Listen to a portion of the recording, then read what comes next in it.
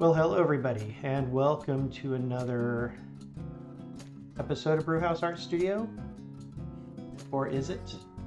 Today I'm going to do something a little bit different. Normally I'm doing tutorials and showing motion builder, motion editing, motion capture, and yada yada yada. But today I want to talk about something a little bit different. Something that may have affected you out there. Maybe you got laid off. There's been a lot of layoffs lately.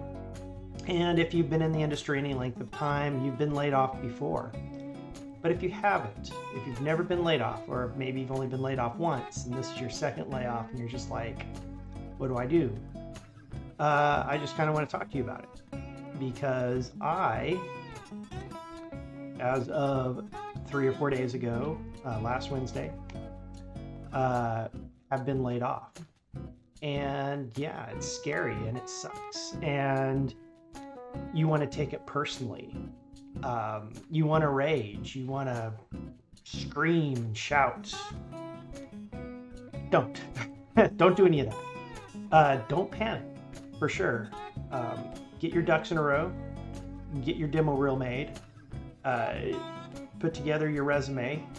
And get out there and start looking. I know it's easier said than done. But this is a small industry, and you don't want to burn bridges. You want to stay on good terms with everybody, because what's going to happen is you're going to go to that next job. You're going to say, here's my reel and resume. And they're going to say, where'd you work? Oh, I worked at this studio. And they're going to go, oh, shoot, I know, I have like 5 guys who came from that studio. Hey, guys, who's this person? And if they know you, they'll be like, oh, that guy, that person, that girl, she's awesome, or he's great, or they'll say, that person's a horrible person to work with. They're so difficult and tough, and they're gonna have things to say about you. So I know it's probably a little too late for some of you, but while you're wherever you're at, don't burn bridges. And try to build good relationships with everybody and network. Super important. Remember, who you know gets you in the door, and what you know keeps you there. Absolutely. Also, if you conducted yourself poorly when you were let go, that could possibly get back to, or get over to wherever you're trying to get hired on out, and could hurt your chances of getting hired. So I'm gonna give you a quick rundown here. So try to get all your ducks in a row. Try to gather all your resources. That's like step number 1. Make sure you have all the if you're lucky. Some studios are super corporate and very like secretive, and there's no way for you to get your work. So other studios are like, well, if it's a film production, maybe you don't have access to that shot that you did just yet. But a lot of times they'll be like, here, we'll give you full renders of it as soon as it goes through the render farm, which is pretty awesome. Other studios are like, listen, we understand this is a layoff. This is nothing against you. Here's an opportunity. We're gonna let you use our equipment and our software for a little bit, so you can build a resume and demo reel and get all your stuff up there, so you can go hunt for a job. I've seen that a lot. I've had that happen to me, and I have been laid off. I have been laid off before. I've been part of studio closures. I've been part of rolling layoffs, and I've been part of downsizing, and that's kind of where I came from. I've been downsized, essentially. Yeah, it's not fun, but there's a saying, when one door closes, another one opens. And you're going to find yourself presented with opportunities you may have never even known about if you hadn't been let go. Because chances are you're probably not looking to leave your job. You like it where you work. They have great benefits and an awesome PTO and what have you. And you're like, I'm never going to find another place like this. And who knows? Maybe you won't. Maybe you will. You never know. Um, the next thing you should probably think about is don't jump at the very first thing that's thrown at you. Go ahead and take your time and look around and find a studio that is as good a fit for you as you are for them. And you always hear that term when you go looking for jobs. We want to see if you're a good fit for the company. Do you fit that position? Do you fit this culture that we have at this studio? You have to ask that same question. Are you a good fit for me? Are you a company I want to work for? Do you make games I want to make? Do you make or if it's movies, do you make the movies that I want to make? Do you make the television shows I want to make? Not everybody wants to do VeggieTales. Not everybody wants to do Halo. I worked with a guy who said, if I have to do another game with killing and guns, I quit. Good on him. He eventually left the studio and he went and he's now doing stop motion animation. And he's completely left his wheelhouse of CG and 3D and all the stuff that he did. And he's doing something completely different now. And I hope he is super happy. He was stoked to go do it, a new adventure. And that's kind of what that's kind of how you have to think of it. It's a new adventure. You get to go on a journey of exploration of what's out there and what kind of projects can I work on. But yeah. So let's talk about your demo reel. For some of you, new in the industry or trying to get in, this is good general information for anybody, but if you're new in the industry or coming right out of school and you want to make a demo reel, it's very challenging. You have student work or you don't have very much to show. If you've been in the industry a while, or like me, you're like, man, I got so much stuff. What do I show? So here is tips for making a good demo reel. What you want to do is you want to look at your body of work and you want to pick maybe 2 of the strongest pieces that you've done, like this animation, or if you're a digital painter or something, this is my strongest work, and this is my strongest work or second strongest work, and you're going to put those on the front and the back of your reel. And then the filler, you're going to take other things that are good, maybe not as great, good, and you're just going to work your way in, because psychologically when people look at a demo reel, they're always going to remember the first and last thing that they see. And it's going to trigger something in their brain. So when they think about all these reels, and they're probably looking at, maybe dozens, maybe hundreds of demo reels, who knows? They're going to think, oh, what stood out in these 50 different reels that I've just looked at? And they're going to be like, I remember this one was really cool. They had this really cool action piece, and then they had this really cool emotional piece, and they'll go back and they'll re-look at your reel. If you have mediocre work through it, and you're just kind of like throwing stuff up there just to throw it up there, that can actually hurt you, for sure. I have talked with art directors who have hired people off of a single image, a really beautifully rendered something, and right out of school. This person's right out of school, did this really beautiful render. They saw it, they go, this is amazing, let's hire that person. And I've seen them take people's work who have a lot of great stuff, but their demo reel is so long, they're like, oh, I'm tired, I don't have 5 minutes to watch a demo reel. Don't. So you want to keep your reels short and to the point. They say you don't really want to go over a minute, minute and a half, 2 minutes. 3's pushing it. The way you get somebody to look at a 3-minute demo reel all the way through is if you just have so much really cool stuff that's compelling. It makes them want to not turn it off. Also, music. Music in your demo reel. This is subjective because everybody has an opinion on what they like when it comes to music. And a lot of animators like electronica, techno, house kind of stuff, and they'll put all this actiony stuff to it, and that's great. But I'll be honest with you, if the person looking at that demo reel doesn't like the music, you know what they're going to do?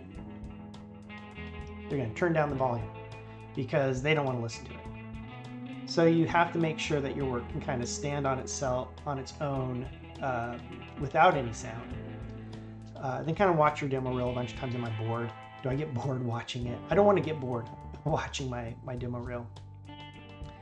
My recommendation is try not to use music with any lyrics in it.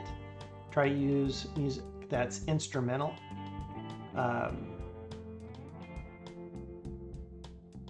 Try not to use music that is obnoxious. I know you like your hardcore gangster rap, but I would be very careful using hardcore gangster rap. Just saying. It's better to pick something that fits the mood of what you're trying to show. So if you go into my playlist, I actually created a new playlist, which is my demo reel playlist. You can go to my old Duke Nukem Forever, and I used the soundtrack for Duke Nukem. It turned into a Duke Nukem reel is what it turned into. So my next demo reel had a lot of Starhawk in it, so I used music from the game Starhawk because it just fit. So yeah, be sure you use something that just fits and is not obnoxious and not just so like in your face that makes whoever's looking at your reel want to turn off the sound. You will also want a breakdown sheet for your animation. Out of these animations, what did you work on? Did you do the whole thing? Did you just do the face? Did you just do the body? Did you motion edit? Did you hand key? It's really important to say, hey, this is what I did, because you may have been, if you're coming from school, maybe you've been working on a group project and you're responsible for this and you had other people are responsible for that. So you want to make sure that whoever's looking at your reel knows what you've done. And if you're like me, your breakdown sheet will look something like this. So yes, breakdown sheet of what you did in your reel. Let's see what else. Resumes. It's good to try to get everything onto one page. When you've been in the industry a really long time, it's really hard to keep everything on one page. I had to use a smaller font on my resume to make sure everything fit. Yeah. Words of advice. Advice number 1. If you haven't done this already, make sure you have a savings. They say 3 months. Some people recommend 6 months. I have known guys who have been out of work for 11 months. Make sure you have a nice little slush fund of money set aside in case you do get laid off in the future. Make sure you have enough money in that savings account to cover all your expenses for as long as you possibly can. Well, for at least 6 months, It can be hard sometimes to find a job, especially if you're stuck in a certain area. Like, for example, if you're divorced and you have shared custody of a kid, sometimes you can't leave the county, or you can't leave within a certain radius of wherever that kid is living, or you lose your parental rights, right? This is a real thing that some people have to think of. So you could be looking for work for a while. So just make sure you have money in the bank and don't touch it. It's emergency money. That's what it's there for. Open a savings account, set it up to put money in it every month, every paycheck, and just don't look at it. Pay yourself so you can get yourself through the hard times. Another piece of advice, number 2, as you work, if say you've been in a job for a couple years, you're doing pretty good. Every couple of years, it's probably a good idea to kind of go through your body of work and gather it up and create a demo reel, even if you don't even use the demo reel.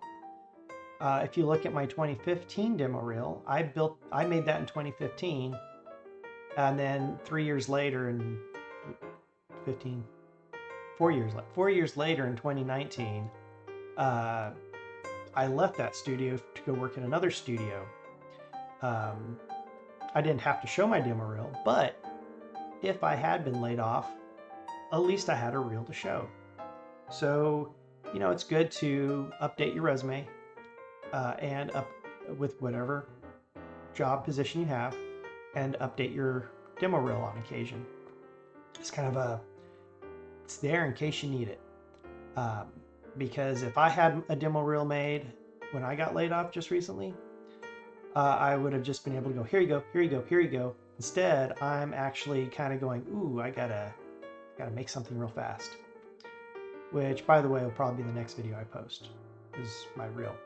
Also, this is some advice for people who didn't get laid off. Maybe you were safe during the round of layoffs. You still have your job. It is, in my opinion, good etiquette. If you know these people, and you've worked with, especially if you've worked with them, reach out to them and say, hey, I had no idea this was going to happen. I'm so sorry. If there's anything you need, let me know. And if I get hit up all the time by recruiters, so when we had a round of layoffs and I was safe, one of my animators, or a couple of my animators who got let go, the first thing I did was give their names to those recruiters. They would hit me up as, hey, you looking for yada, yada, yada? And I'm like, no, but a really good colleague of mine just got let go. Here's his information. He's a great guy. And, little things like that go a long way. So it's good to reach out. My favorite analogy, if I haven't ever said it before, is making a video game is like building a battleship. It takes a long time, a lot of money, and a lot of people and manpower to build that battleship. And when you push it out in the water, you hope it floats. You never know if a game is going to do well or not. Most games do not do well. Most games, if they're lucky, they break even. There's a few games that do pretty good. There's some games that do really good. And then there are the games that it's like they're printing their own money because everybody wants to play it, which is awesome. It's great for that company. It's great for that team. But even those mega games are unsustainable after a certain period of time. People just stop playing, or they just stop playing in the same numbers that they used to play. So financially speaking, you can't keep pumping money into a game that's not making a return on that money. You might have to downsize your team. It's just the nature of business. So anyway, I don't know if this helps. If you've been let go, leave a comment down there in the comment section. Let people know, hey, you're not alone. I got laid off too. I've been laid off before. If you thought this video was helpful, thumbs up. Be nice. So yeah, it's always darkest before the dawn. I will catch you next time.